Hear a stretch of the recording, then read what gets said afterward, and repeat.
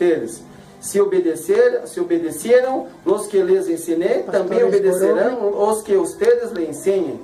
Les harán todo esto por causa de mi nombre, porque no conocen al que me envió. Si yo no hubiera venido y hablado con ellos, no serían culpables de ningún pecado, pero ahora no tienen excusa por su pecado. El que me odia a mí, odia a mi Padre. No tendrán ninguna culpa si yo no hubiera hecho las obras que hice entre ellos. Si no hubiera sido así, no serían culpables, pero han visto las obras que hice y siguen odiándonos a mí y a mi Padre. Sin embargo, todo esto sucedió para que se cumpliera lo que se escribió en su ley. Ellos me odiaron sin causa. Cuando venga el consejero, el Espíritu de la verdad, que les enviaré de parte del Padre, Él dará testimonio de mí. Ustedes también darán testimonio de mí porque estuvieron conmigo desde el comienzo. Amén. Amén. Es casi lo mismo, nada más que no se ocupa la palabra de vosotros. Sí, está más sencillo. Pues hermanos, yo quiero platicarles acerca de esto. El Señor nos hace énfasis de quién es su nombre, de quién es Jesucristo, de quién es su Padre y de quiénes somos nosotros. Es un entendimiento que parece muy simple cuando nosotros escuchamos. Entendemos muy bien las personas, ¿no? Aprendimos desde la primaria cuáles son las personas, yo, tú, él, nosotros, ustedes. Pero Dios nos está mostrando una fase, una forma de lo que Él es. Y es algo que nosotros tenemos que tener como entendimiento, porque a veces no sabemos quiénes somos nosotros delante de nuestro Dios. La Escritura está escrita precisamente para los hijos. Si viene otra persona con otro nombre, si la carta dice, la carta dirigida a Juan, si pasa Pedro, esa carta es para Pedro, la va a entender Pedro. Puede ser que se entera de lo que hay en la carta para Juan. Puede ser que le gustan las palabras que alguien le escribió a Juan.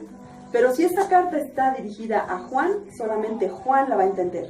Pedro solamente se va a enterar del chisme, ¿no? Solamente va a tener un pequeño entendimiento de qué se trata.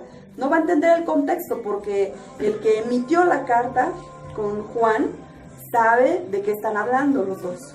Pero si Pedro la lee, no va a saber nada del contexto, ¿no? Entonces, cuando nosotros abrimos esta escritura, si está escrita para nosotros los hijos tenemos que entenderla. Dios nos va a dar ese entendimiento, porque aquí está escrito: cuando venga el Consolador, a quien yo os enviaré del Padre, el Espíritu de verdad, el cual procede del Padre, Él dará testimonio acerca de mí. Nosotros como hijos de Dios tenemos ese entendimiento. Estas escrituras fueron para nosotros, están dirigidas a nosotros como hijos. No están dirigidas a la gente del mundo, a la gente que dice que conoce a Dios, pero que anda en el pecado. Esta gente solamente conoce de una religión, no conoce al verdadero Dios, al único Dios verdadero. Porque si lo conociera, andaría haciendo las cosas de Dios. Mas como no lo conoce, está haciendo las cosas del diablo. Y el Señor Jesús nos enseñó en el libro de Juan que hay hijos de Dios y hay hijos del diablo. Los hijos del diablo, las obras del diablo hacen. Entonces, esos hijos que no son los de Dios, no entienden estas escrituras. Pero ¿cómo vamos nosotros a entender las escrituras? Tenemos que pedirle: Señor, enséñanos tu palabra, revélanos tu palabra. Ya no queremos más andar caminando como habíamos caminado, en tinieblas. Ya no queremos más acomodarnos a sentir que somos cristianos, que vamos a una iglesia los domingos, que a veces oramos. Ya no queremos más eso. Queremos tener un compromiso poderoso contigo. Eso es un entendimiento que debemos tener nosotros como hijos, si es que nos decimos hijos. Porque el hijo conoce a su padre. Nosotros tenemos una naturaleza carnal, y en la naturaleza carnal conocemos a nuestros padres, ¿no? Conocemos quiénes fueron nuestros abuelos, nuestros bisabuelos. Conocemos de qué se trata. Conocemos de dónde está nuestro linaje, ¿no? Hay gente también que hasta pueden decir: yo, mi abuelo alemán, ¿no? Mi madre portuguesa. Es entendimiento, tenemos el entendimiento de dónde salieron nuestras raíces. Hay gente que somos originarios de una raza indígena o mezclada, pero sabemos de dónde venimos, ¿no? Conocemos las costumbres de nuestra familia, conocemos bien el nombre de nuestros padres, hasta conocemos su historia, ¿no? Hasta conocemos cómo nuestros padres se enamoraron, cómo se conocieron, cómo fueron haciendo esos pasos, dónde vivieron. Pero cuando nosotros nos convertimos en hijos de Dios, ¿por qué no nos ponemos a pensar, yo conozco la identidad de mi padre? Yo sé quién es mi padre. Eso es un entendimiento que nosotros tenemos que tener bien poderoso. Es algo que nosotros debemos de buscar con fuerza. Es como un comienzo, es como un inicio del, a ver, ¿quién soy yo? ¿Quién soy yo delante de Dios? ¿Quién es mi padre? ¿Cuáles son las características de Dios? Me han dicho que Dios es amor, me han dicho que Dios es misericordia, me han dicho que Dios es perdón, me han dicho que Dios es el Todopoderoso, pero ¿le conozco de estas maneras? ¿Realmente le conozco por lo menos de alguna forma? ¿El Dios Todopoderoso vive en mí con alguna de esas características? ¿Yo doy amor porque mi Padre me da amor a mí? ¿Yo soy compasivo porque mi Padre es compasivo conmigo? ¿Cuáles son mis características que nacieron del Padre cuando Él me tuvo como hijo? ¿Cuáles son mis características? ¿Yo me parezco a Dios? ¿Saben qué? Aquí quería que ustedes pudieran entender un poco. El mundo nos aborrecerá, dice su palabra. Si ustedes son aceptados por el mundo, del mundo son. A veces esperamos que la gente nos acepte, ¿no es cierto? Es una naturaleza nuestra, es una naturaleza de la carne. Sufrimos cuando sentimos rechazo de la gente, menosprecio. Aun cuando nos agreden, sufrimos, ¿no es cierto? Sí. Y es un sentimiento de pertenencia. Por eso es que los jóvenes se unen en bandas, en asociaciones delictuosas, los adultos, porque necesitan un sentimiento de pertenencia, de que alguien los acepte, de que con alguien se identifique. Nosotros como hijos de Dios debemos tener un entendimiento. Nosotros somos aceptados por un Padre poderoso. Nosotros somos amados por ese Padre poderoso. Pero si estamos caminando en Cristo, debemos también aceptar una cosa. Nos dice claramente, el mundo os aborrecerá. No venimos a ser aplaudidos, ¿no?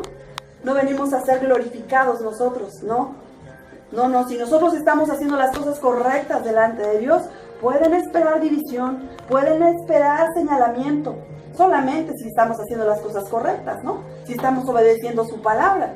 Pero si no lo estamos haciendo, entonces no atribuyamos que nos agreden porque somos hijos de Dios. No tenemos que ser nosotros claros con nosotros mismos.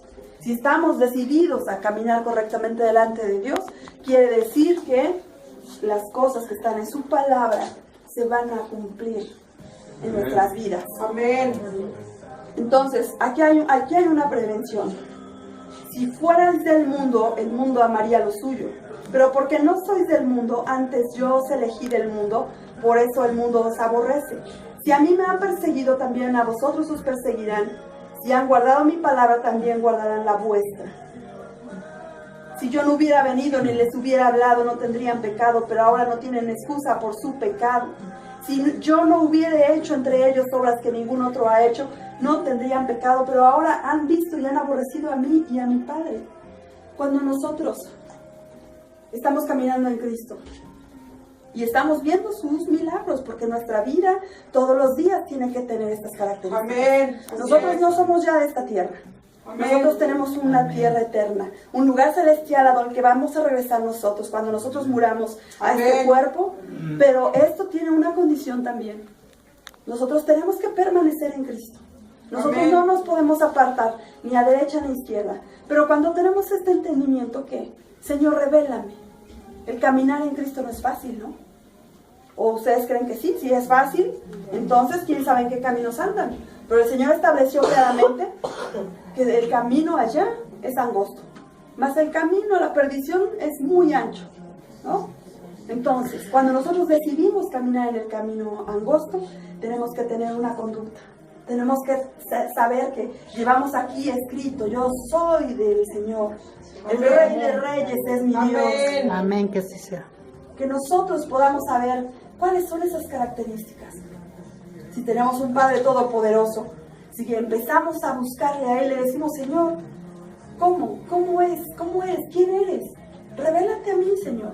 Yo no quiero estar establecida en un entendimiento pequeño, pensando que tú eres Dios, que tú me cuidas, que tú estás conmigo, que es hermoso conocerte, que es hermoso tener tu presencia. No nos podemos quedar en este nivel. Vamos a pedirle a Dios, Señor, llévame a más. Yo quiero tener un encuentro mayor, más poderoso contigo. Nuestra vida no tiene que ser religión. Para religiones allá está en la que vivíamos, ¿no? Esta religión muerta en donde no sucede nada, en donde solamente aprendimos a que alguien nos tiene que ayudar, pero que la realidad es que nosotros somos los que decidimos y establecemos el cómo nos movemos. Así éramos antes. Esa religión se ha ido de nuestras vidas. ¿Realmente se fue de nuestras vidas o nada más de nuestra denominación? ¿Cómo vamos a saber que somos nosotros de Dios? ¿Cómo vamos a saber que Él verdaderamente es nuestro Padre? ¿Quién es Él en nuestras vidas? Él está obrando, lo dejo obrar en mi vida. Le pedimos a Dios todos los días, Señor, dirige mis pasos. Señor, orienta mis pasos en tu palabra. Señor, muéstrame el camino. Yo no quiero decidir solo. Yo quiero hacer tu voluntad en esta tierra. ¿Cómo nos comportamos con nuestro Dios? ¿Qué le estamos diciendo día a día? ¿O nos dejamos llevar? Cuando yo tengo algunas situaciones fuertes, yo le digo a Dios, Señor, toma el control de este tiempo. Señor, controla mi vida. Señor, y hay cosas que son muy fuertes para mí y que a veces tengo que enfrentar. Pero si yo no le dijera eso a Dios, seguramente haría muchas locuras. Seguramente, porque el infierno viene en contra nuestra, con un poder tremendo. Tremendo viene el infierno. No se nos olvide que estos son los últimos tiempos. No olvidemos que está escrito en el libro de Apocalipsis que para estos tiempos serían desatados tremendos demonios. Que estamos esperando nosotros. Yo no sé si ustedes lo perciben, pero los problemas actuales son mayores que los que teníamos antes. Sí. Los problemas sociales, los problemas naturales del día a día. No sé ustedes cómo lo perciben, pero esto es cada vez más fuerte, cada vez gente se suicida, cada vez más gente sufre, llora, se lamenta. Recientemente tuve un asunto en que estuve haciendo en mi trabajo. Yo me sorprendí tanto de una madre que no tenía ni 30 años, que a causa del abandono de su esposo y de la condición de miseria en la que vivía, decidió matar a sus 3 hijos y matarse a ella misma. No logró hacerlo. Ella está en prisión por haber causado la muerte de sus hijos, de 3, de 5 y de 8 años. Y los fue matando uno por uno. Y además fue muy grave porque lo que esta mujer hizo fue comprar raticida, ponerle a unos bisteces este raticida a los hijos. Los hijos empezaron a llorar de que les dolía el estómago, dijeron ya no queremos más comida. Ella les dijo váyanse a dormir. Y ella estaba esperando que se murieran en algún momento. Y cuando vio la desesperación de los hijos, ella misma relata cómo se fue llevando hijo por hijo a la tina del baño y ahí los ahogó. A cada uno. Regresó con el hijo muerto, lo depositó en la cama, agarró al otro, fue y también lo ahogó en la tina, lo regresó también a la cama, agarró al tercero y lo llevó. Ella también se quería suicidar, tomó medicamentos, muchas pastillas, no se moría. Salió a la farmacia, se compró cloroformo y no sé cuántas cosas más para terminar con su vida. Solamente se durmió. Cuando llegó su mamá la encontró con la desgracia que estaba en su casa y ella estaba mal, la llevó al hospital, muy mal, pasó meses en el hospital tratando de recuperar sus órganos que quedaron totalmente perjudicados. Al día de hoy vive la pobre mujer con sufrimiento permanente en sus órganos e incluso su rostro desfigurado. Las consecuencias fueron graves. Una mujer muy joven que decidió acabar con sus hijos, pero que tiene las consecuencias de su pecado. Y yo no sé, bueno, este es un caso que a mí me sorprendió mucho, pero ¿cuántos casos hay? ¿De cuántas maneras estamos siendo atacados? ¿Y cómo nos estamos comportando nosotros ante todo esto que está en contra nuestra? Este es el tiempo en que no podemos sentarnos, en que no podemos sentir que estamos tranquilos, que estamos cómodos. Tenemos que incomodarnos. ¿Qué tiene que suceder en nuestras vidas para que nosotros decidamos ser fieles y decidamos ser firmes? Es algo que tiene que estar en nuestro corazón. A veces hasta podemos sufrir por pensar, Señor, pero es que a veces no tengo sueño. A veces, Señor, ayúdame. Nuestro espíritu tiene que clamar de esta manera. Nuestro Dios que nos conoce nos va a levantar. Amén. Él lo va a hacer. Nosotros en nuestras fuerzas no podemos hacer muchas cosas, pero Dios lo va a hacer. Quiero decirles que en el libro de Mateo, el Señor nos da un entendimiento que les quiero platicar también. Está en el libro de Mateo, capítulo 14, versículos del 22 al 33. Y les quiero narrar un poco lo que hizo el Señor Jesucristo. Él estaba con sus discípulos y después de haber dado alimento a las 5,000 personas, Él les dijo a sus discípulos que entraran en una barca y que salieran a la ribera, que mientras tanto, mientras ellos iban en la ribera, Él se iba a despedir de la multitud. Entonces lo que hizo el Señor Jesucristo después de esto fue que subió al monte para orar. Y cuando llegó la noche estaba ahí solo y la barca estaba en medio del mar azotada por las olas, porque el viento era contrario. Mas a la 4ª vigilia de la noche Jesús vino a ellos andando sobre el mar. Y los discípulos, viéndole andar sobre el mar, se turbaron diciendo, ¡un fantasma! Y dieron voces de miedo. Pero enseguida Jesús les habló diciendo, tened ánimo, yo soy, no temáis. Entonces le respondió Pedro y dijo, Señor, si eres tú, manda que yo vaya a ti sobre las aguas. Y él dijo, ven. Y descendiendo Pedro de la barca andaba sobre las aguas para ir a Jesús. Pero al ver el fuerte viento tuvo miedo y comenzando a hundirse dio voces diciendo, Señor, sálvame.